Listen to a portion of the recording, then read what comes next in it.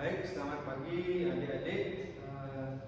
Jadi pada pertemuan kali ini Bapak akan memberikan adik-adik pemberian layanan bimbingan klasikal, yaitu tentang kecanduan game online. Nah, sebelum itu izinkan Bapak memperkenalkan diri terlebih dahulu. Perkenalkan nama Bapak Komang Sarsana Nangka dengan NIM 2211101050, program studi bimbingan dan konseling semester 6 Universitas Pendidikan Ganesha. Om Swastiastu. Nah, jadi pada pertemuan kali ini tujuan dari layanan bimbingan klasikal ini yang pertama itu untuk mengetahui peserta didik dapat memahami definisi dari kecanduan game online dan dengan indikator-indikatornya. Jadi yang pertama, indikatornya penggunaan yang berlebihan, gejala dari pembatasan dan reaksi negatif. Adapun tujuan khusus dari layanan ini yaitu peserta didik dapat memahami definisi dari kecanduan game online dan indikator-indikatornya, dan peserta didik mampu memahami video-video dari kecanduan game online. Di sini sudah Bapak berisikan linknya, nanti dapat diakses oleh HP kalian masing-masing ya.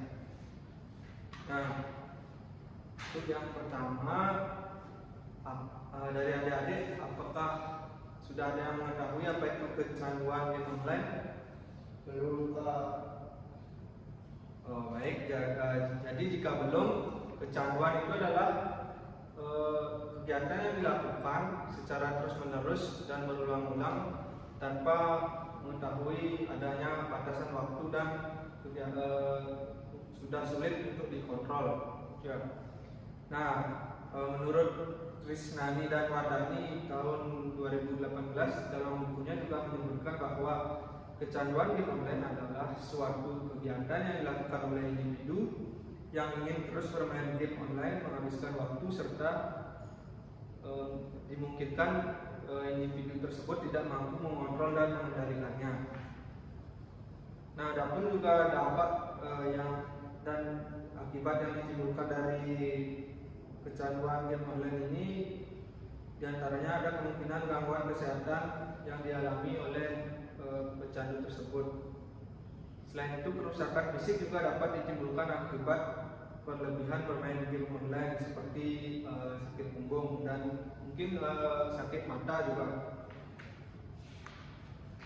Nah, untuk menyelesaikan permasalahan terkait kecanduan game online dapat dilakukan juga dengan konseling kognitif behavior, di mana konseling kognitif behavior ini adalah proses untuk mentreatment atau memberikan perlakuan dengan menggunakan prosedur, tujuan, prinsip dan pandangan manusia, serta fungsi, asas, teknik, serta skill konseling terhadap kecanduan game online. Nah, menurut Aaron Tibet juga mengembangkan suatu bentuk psikoterapi pada tahun 1960 dan 1970-an yang awalnya diberi nama yaitu terapi kognitif, serta sudah sering digunakan secara umum dengan disebut dengan terapi kognitif behavior. Nah, menurut Darsana tahun 2018 juga kognitif behavior adalah suatu teori secara menyeluruh dan juga usaha berdasarkan percobaan untuk menjelaskan prinsip dan kaidah-kaidah bagaimana tingkah laku manusia dipelajari melalui respon-respon sebelum tingkah laku muncul yang diyakini oleh konseli dan sebagainya, sebab dari munculnya perilaku yang baru. Nah, di dalam pendekatan CBT tersebut terdapat juga teknik restrukturasi kognitif untuk mengurangi kecanduan game online tersebut. Nah, teknik restrukturisasi kognitif itu adalah proses mentreatment atau memberi perlakuan mentreatment perilaku dengan mengubah pola pikirnya yang negatif-negatif melalui prosedur, tahapan, dan manfaat terhadap kecanduan game online.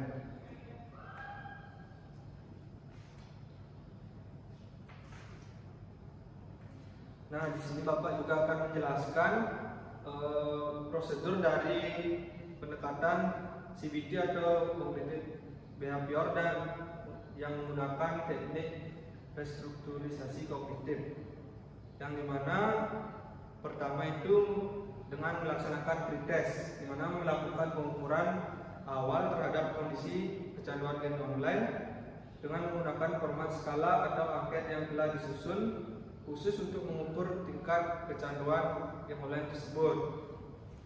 Nah, yang kedua, tahap pelaksanaan treatment, yaitu tahap pembuka dengan melaksanakan asesmen untuk memahami secara komprehensif latar belakang, kebutuhan, dan tantangan yang dihadapi oleh konseling. Yang kedua, tahap identifikasi masalah, di mana konselor mengarahkan konseling agar menyampaikan pikiran dan perasaan yang sedang dialami secara terbuka. Konselor juga mengajarkan bagaimana kondisi negatif ini dapat mempengaruhi emosi dan akhirnya mendorong mereka untuk melakukan kecanduan game online dan main game terus-terusan tanpa memperhitungkan waktu.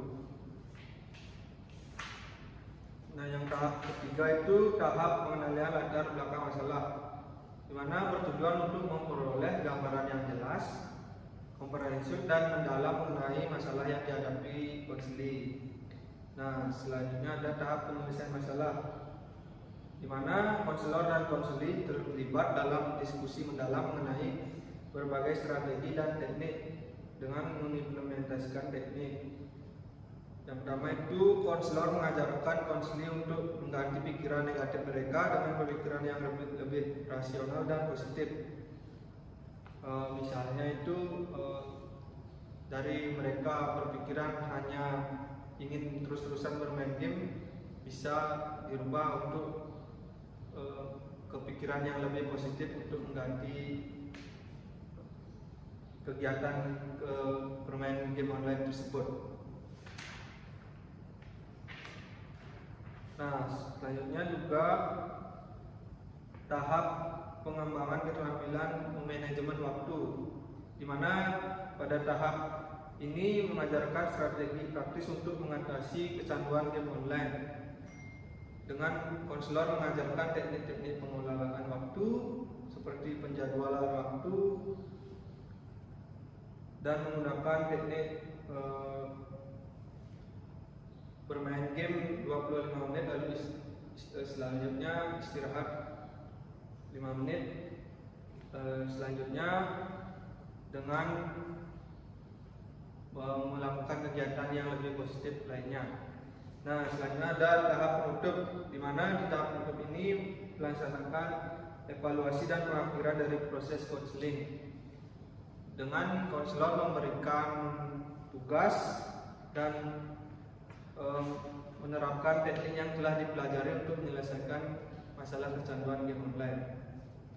Nah, setelah itu konselor kita memberikan post test, yaitu pemberian post test setelah melaksanakan intervensi atau memberikan perlakuan, di mana post test ini bertujuan untuk mengukur perubahan yang terjadi pada peserta didik terkait kecanduan game online-nya. Nah, jadi pada kesempatan ini Bapak akan memberikan adik kuesioner tentang kecanduan game online. Nah, sebelum itu Bapak akan menjelaskan tentang kuesioner yang akan Bapak berikan. Di sini nanti tertera beberapa pernyataan-pernyataan tentang kecanduan game online. Nanti di sana adik diberikan petunjuk. Yang pertama itu dengan jawablah seluruh butir soal secara spontan dan jujur sesuai dengan pengalaman yang dimiliki. Artinya di sini tidak ada jawaban yang benar ataupun salah. Nanti adik menjawabnya sesuai dengan pengalaman adik saja. Lalu yang kedua itu berilah tanda centang pada setiap kolom sesuai dengan kondisi yang adik alami. Yang pertama di sini sudah ada keterangannya, yaitu SS yaitu adalah sangat sesuai, S merupakan sesuai, AS itu kurang sesuai, TS tidak sesuai, dan STS itu sangat tidak sesuai. Nah, untuk itu Bapak akan memberikan nanti kuesionernya terlebih dahulu.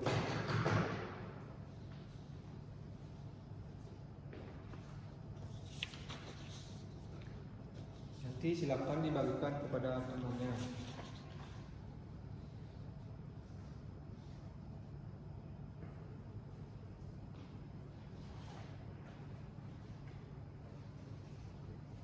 Baik, jika sudah semuanya mendapatkan kuesioner, adik silakan cermati di sana petunjuknya seperti yang sudah Bapak katakan baru saja.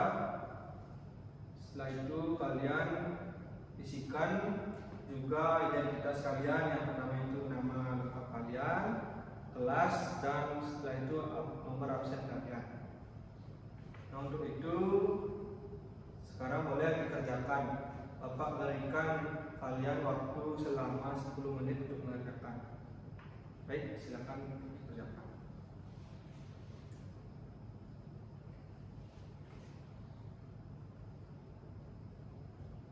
Dan juga jika ada yang tidak dipahami bisa ditanyakan ya.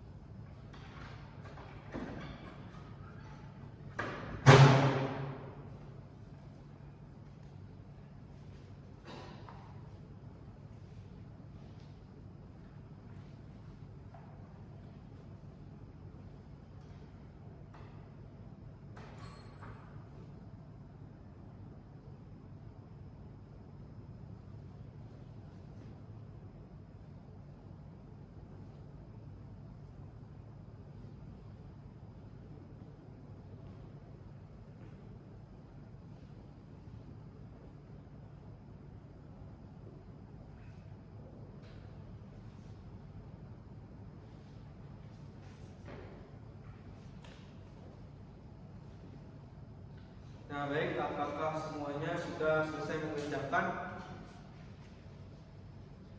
Nah, baik, jika sudah, Bapak akan ambil dulu kuesioner yang kalian sudah kerjakan ya.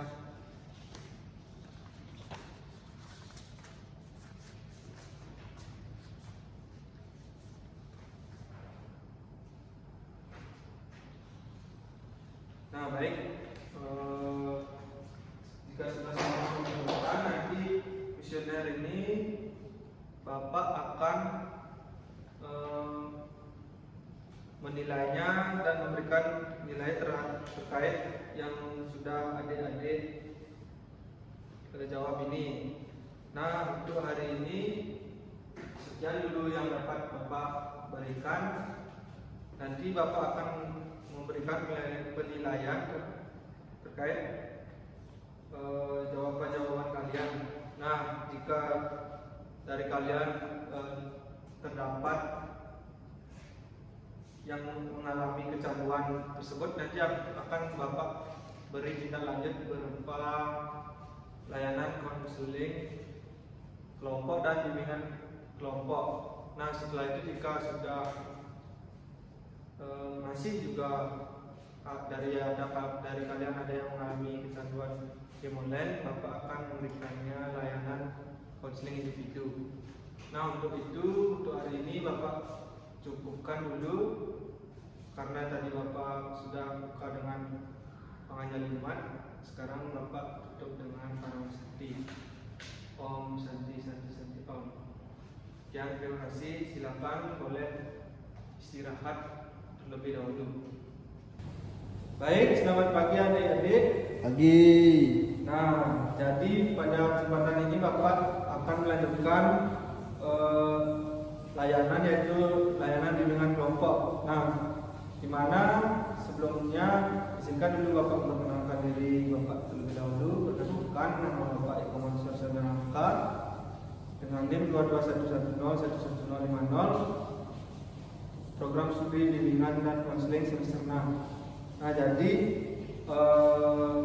seperti hasil dari kuesioner yang waktu ini Bapak berikan, Bapak menemukan beberapa dari kalian itu masih memiliki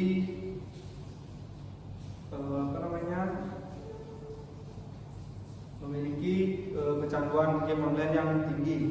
Nah, untuk itu Bapak akan panggil nama-nama dari teman-teman kalian, yaitu yang pertama Samita, silakan duduk ya. Leoni, Ken, Dista, dan Asta. Nah, silakan duduk.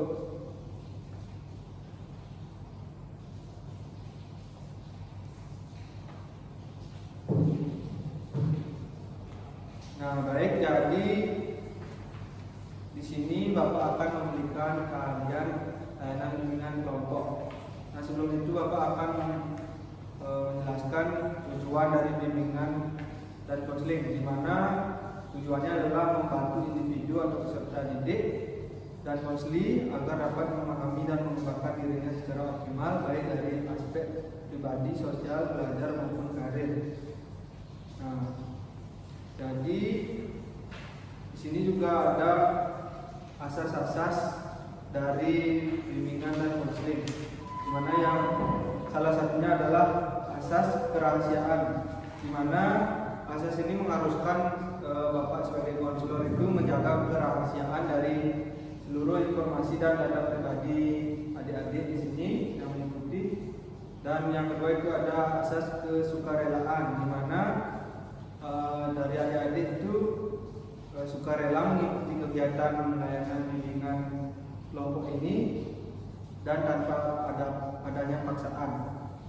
Nah, yang ketiga itu ada asas keterbukaan, di mana asas ini mengedepankan sikap yang terbuka dari adik-adik, mampu terbuka itu dengan permasalahan yang adik alami. Nah,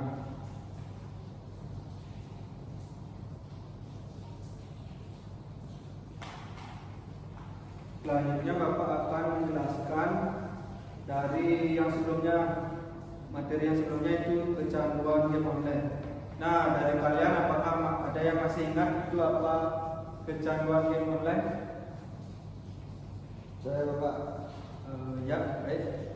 Jadi menurut yang disampaikan Bapak tadi, kecanduan game online adalah di mana kita susah untuk meluangkan waktu untuk kegiatan lain. Artinya kita fokus dengan tujuan itu saja, atau boleh disebut dengan kecanduan Bapak. Ya, tepat sekali ya jawabannya Samita, yaitu kecanduan yang benar adalah suatu kegiatan yang dilakukan secara terus-menerus tanpa memperhitungkan waktu, dan yang dilakukan itu sudah sangat sulit untuk dikontrol. Jadi mereka hanya ingin melakukan kegiatan tersebut. Nah, salah satunya adalah kecanduan bermain game.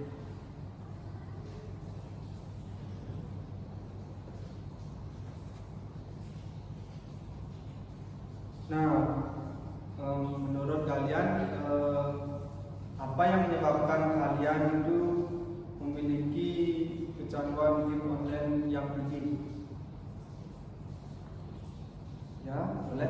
Baik Pak, menurut saya kenapa kita kecanduan game online itu karena tidak bisa mengatur waktu antara bermain dan juga berkegiatan lain atau belajar seperti itu Bapak. Ya, betul sekali. Dimana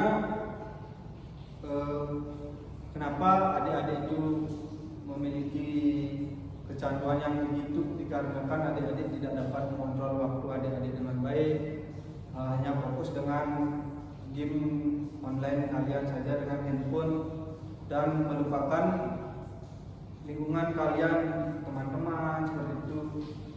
Nanti di mana dengan kalian seperti itu nanti kalian bisa mengalami sakit fisik seperti sakit mata contohnya, nanti kalian lama-lama bisa minus seperti itu. Nah, bisa dipahami ya? Bisa. Nah, oleh karena itu sekarang Bapak ya ada dulu, apakah dari kalian dapat menyimpulkan apa ya hasil dari bimbingan kelompok hari ini?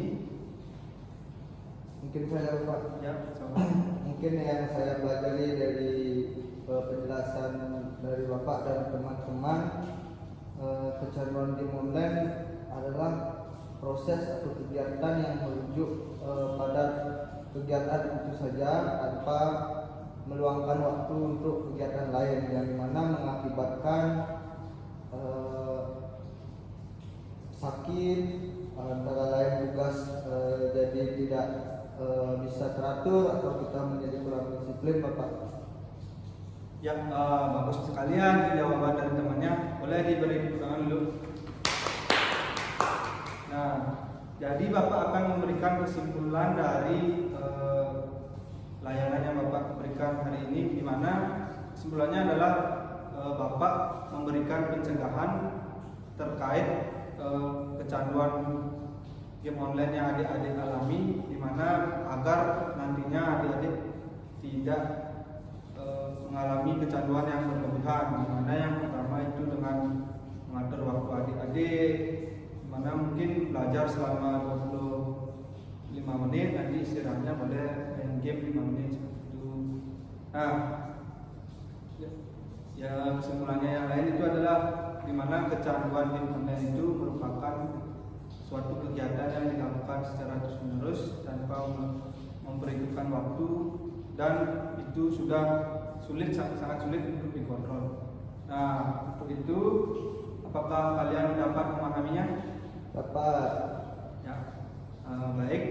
Jika dari kalian sudah paham untuk kegiatan layanan bimbingan kelompok hari ini, Bapak cukupkan dulu ya. Nah, baik. Untuk itu Bapak akhiri dengan Parama Santi. Om Santi Santi Santi.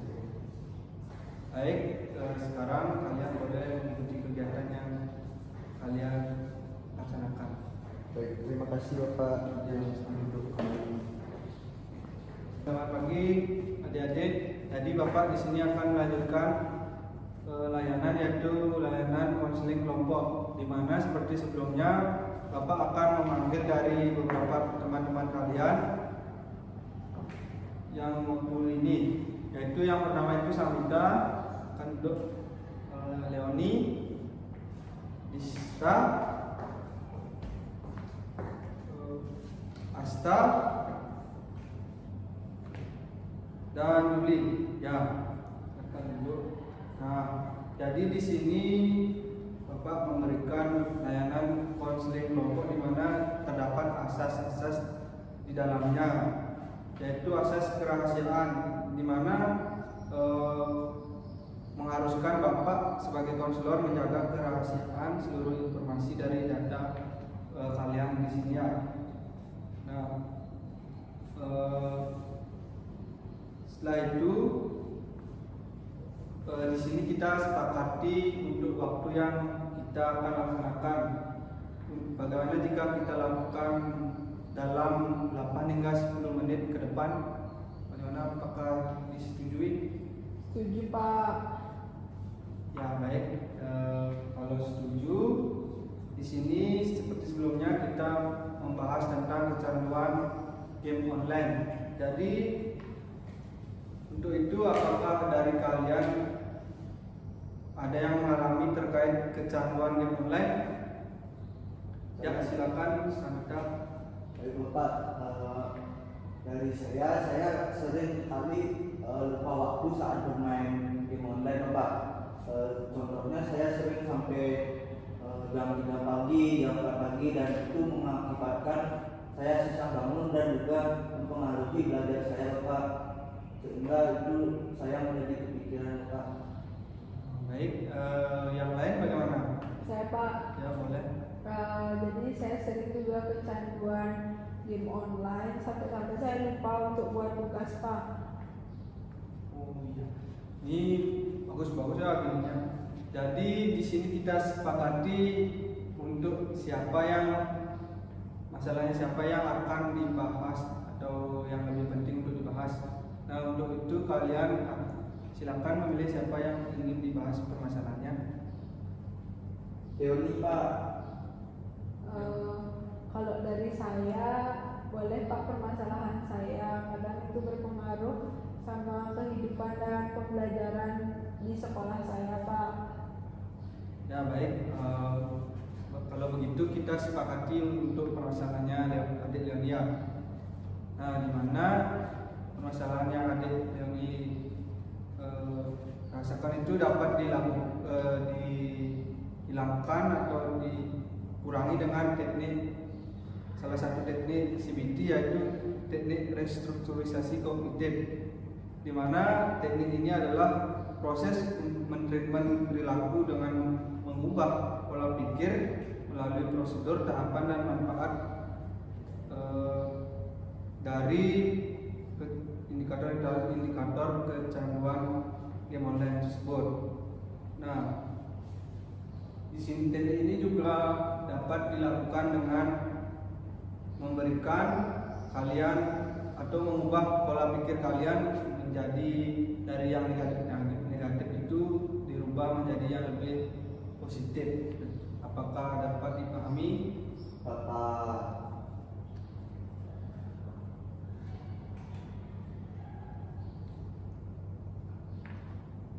Nah, di dalam teknik ini ada cara-caranya, yaitu dengan memberikan kalian penguatan positif. Nah, seperti dengan berpikir bahwa dengan kalian hanya bermain game itu akan membuat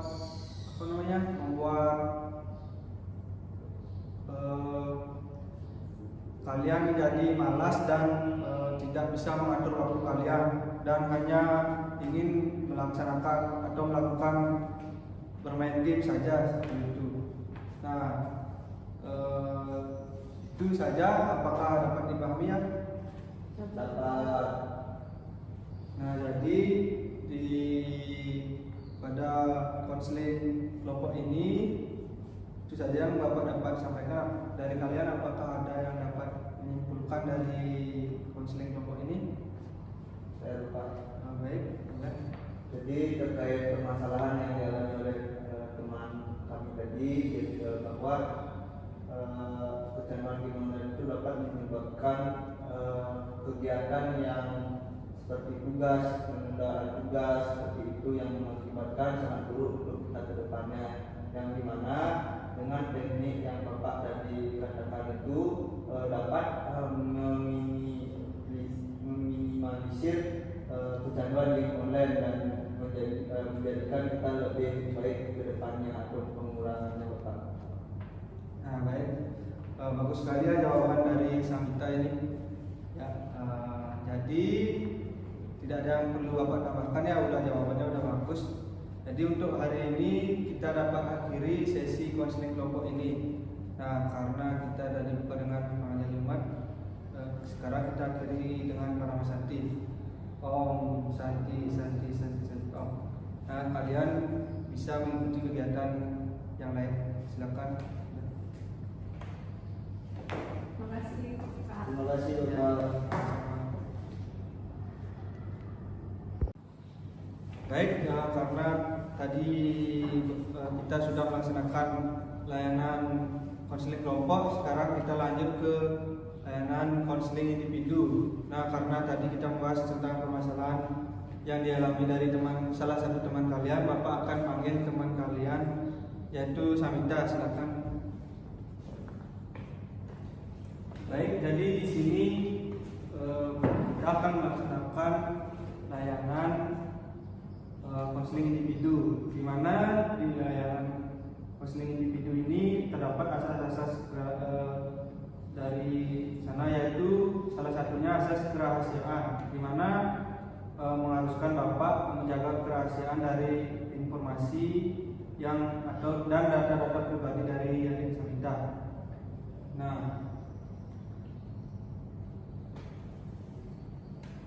selanjutnya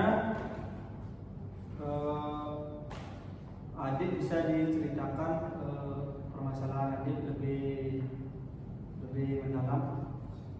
Baik Bapak, izin saya menceritakan permasalahan yang saya alami, yaitu ketika saya bermain game itu suka lupa waktu Bapak, sehingga membuat saya itu menjadi malas atau terganggu kegiatan sekolah saya, seperti saya jarang buat tugas, jarang sekolah, karena itu sudah menjadi permasalahan yang saya alami Bapak, sehingga saya menjadi kepikiran terus-menerus dan mempengaruhi kehidupan sehari-hari saya Bapak.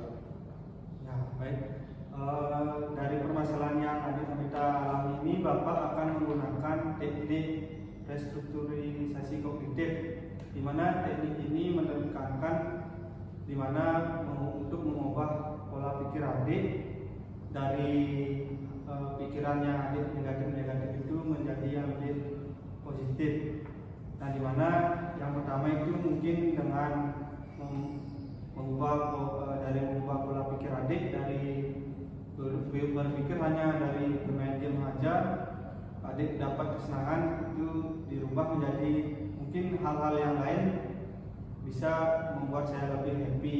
Yang kedua juga bisa dengan membuat di buku harian adik itu tentang jadwal kegiatan adik yang seperti baru bangun itu ngapain, selanjutnya itu ngapain, jangan hanya untuk bermain game saja.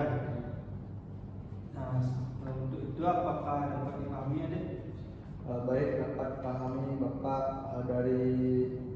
Dari pemberian solusi atau atas permasalahan saya jadi bisa tahu setelah ini saya mau ngapain Bapak. Yang pertama itu mungkin saya lupa waktu karena saya tidak mencatat atau tidak tahu kegiatan-kegiatan yang akan saya lakukan, sehingga itu membuat saya menjadi fokus terhadap satu hal, yaitu bermain game online Bapak.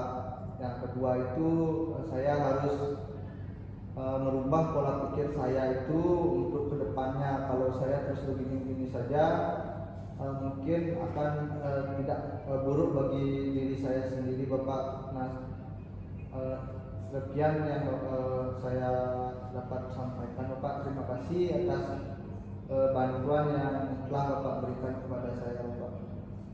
Nah, bagus sekali kamu sudah dapat memahami apa yang Bapak berikan untuk konseling individu ini. Nah, oleh karena itu kesimpulan hari ini adalah di mana teknik restrukturisasi kognitif ini dapat membantu adik Samita ini untuk mengurangi atau mencegah kecanduan game online yang adik alami dengan membuat jadwal atau di buku harian adik tentang kegiatan apa yang akan adik lakukan. Nah, selain itu, dan yang kedua itu dengan mengubah pola pikir adik seperti agar tidak terus-terusan bermain game online. Ya, apakah dapat dipahami? Dapat dipahami Bapak, terima kasih, karena sekarang saya sudah merasa sedikit lega Bapak. Mungkin nanti kalau saya masih perlu bantuan Bapak, saya akan menghubungi Bapak untuk lebih lanjut lagi. Baik. Kalau begitu untuk konseling individu untuk hari ini bisa kita cukupkan ya. Bisa Bapak. Untuk itu kita akhiri dengan langsung. Terima kasih Bapak, izin kembali ke tempat duduk. Sama. Nah baik, terima kasih karena kalian sudah mengikuti serangkaian dari bimbingan klasikal, bimbingan kelompok, konseling kelompok, dan hingga konseling individu. Nah untuk itu Bapak ucapkan terima kasih atas kerjasamanya, dan untuk itu kalian boleh sekarang meninggalkan ruangan dan mengikuti kegiatan kalian selanjutnya. Terima kasih.